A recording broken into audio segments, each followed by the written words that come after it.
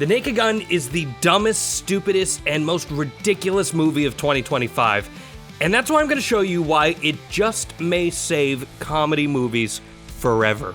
The reboot of the popular 80s and 90s cop comedies may indeed end up being the resurrection of a genre that has been limping along for more than a decade now. And while superhero fatigue dominates the headlines and streaming continues to reshape viewing habits, The Naked Gun makes a bold statement without any shame at all. That classic theatrical comedy is still very much alive, and more importantly, that it still belongs on the big screen.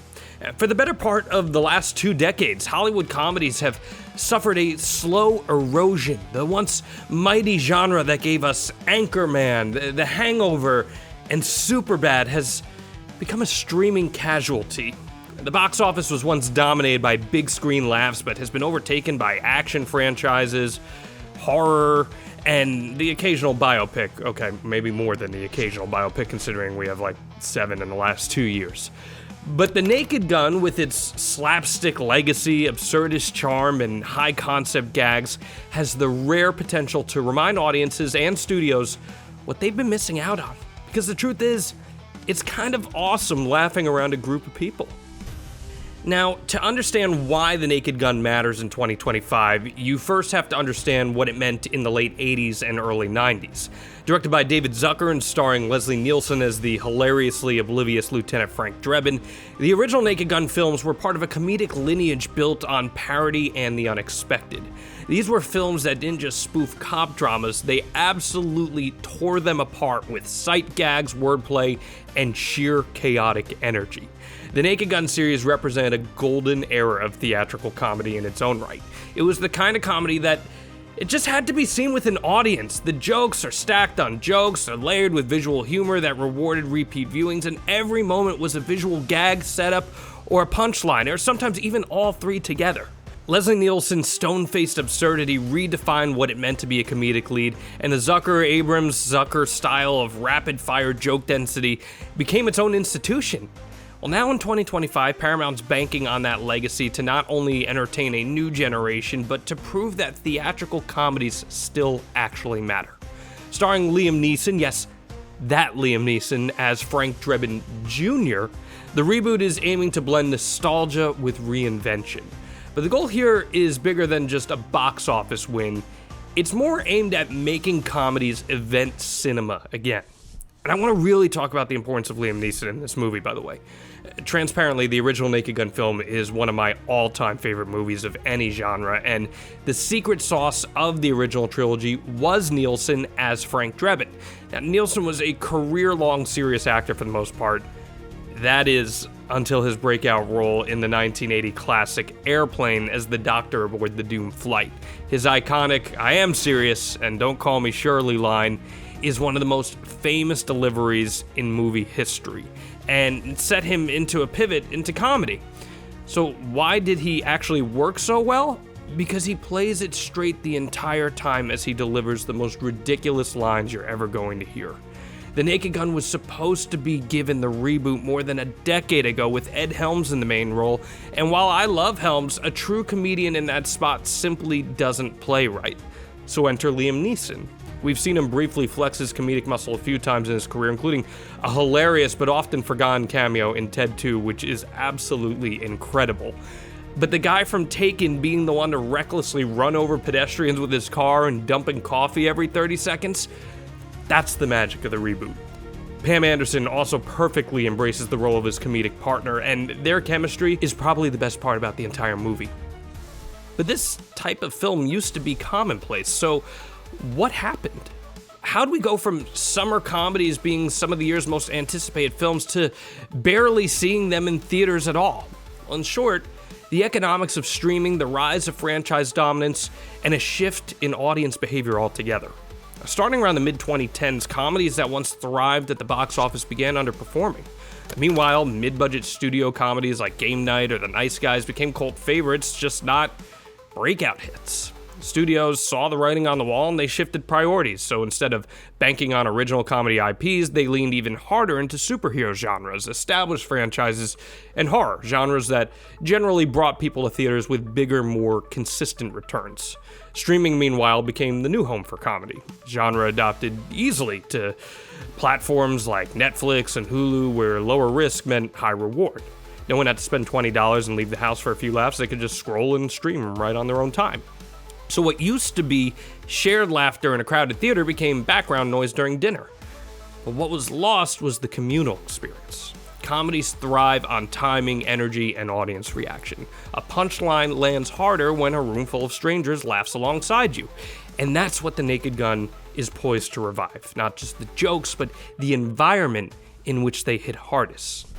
There are a few reasons why this particular reboot might succeed where others have floundered. First, the original series has built-in appeal, right? It's a classic IP that still holds cultural weight. The name recognition alone guarantees interest not just from those who saw it in the 80s, but from newer audiences curious about the buzz. You don't have to explain what The Naked Gun is to a lot of people. It already means ridiculous comedy that doesn't take itself seriously. Much like myself.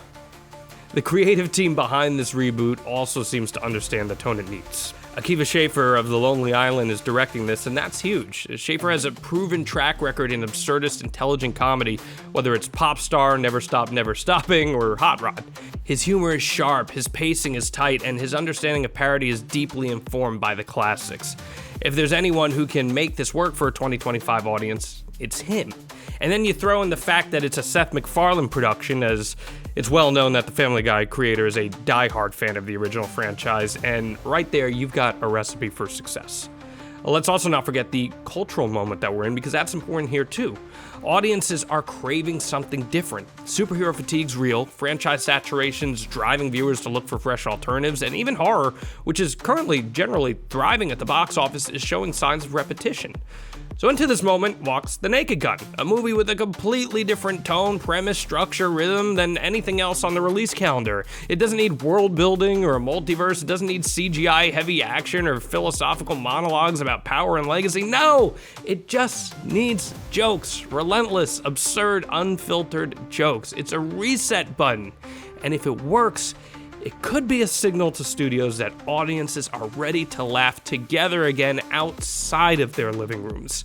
And there's also a broader media context to consider. In the age of viral clips, a joke-heavy film like The Naked Gun is prime for social media traction. Gags that work visually, slapstick, timing-based, or even just ridiculous lines delivered perfectly can circulate online quickly. In a world where films often live and die by how they trend, this gives The Naked Gun a real shot at breaking out beyond just nostalgic appeal.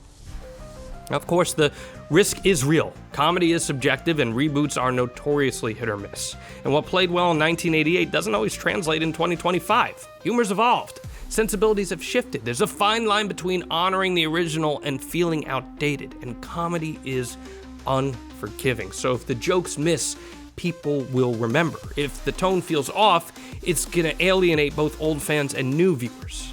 There's also the looming specter of recent comedy reboots that failed to connect, like Vacation or Zoolander 2, which either tried too hard or maybe didn't try hard enough. But The Naked Gun has an edge. It knows what it is. It's not trying to be cool. It's not trying to be edgy. It's not afraid to be stupid.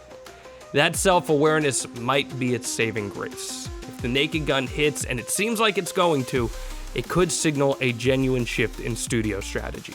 A win here tells Hollywood that audiences are ready to buy tickets just to laugh again.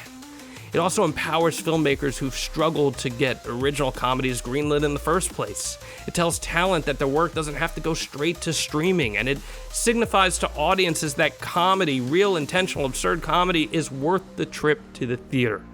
There's even the possibility of a ripple effect in format. Could we see the return of parody as a mainstream genre? Could more mid-budget, joke-driven films find homes on the big screen? Could it spark a wave of comedies that aren't just dramedies or comedies with a message, but pure laugh machines? We know Scary Movie reboot's on its way for 2026, so a return to a golden era of slapstick spoof comedy could very well be upon us. And that's ultimately the promise of The Naked Gun in 2025. Not just that it's going to be funny, but that it could matter. Theatrical comedy isn't dead. It's just been waiting for the right movie, the right team, the right moment.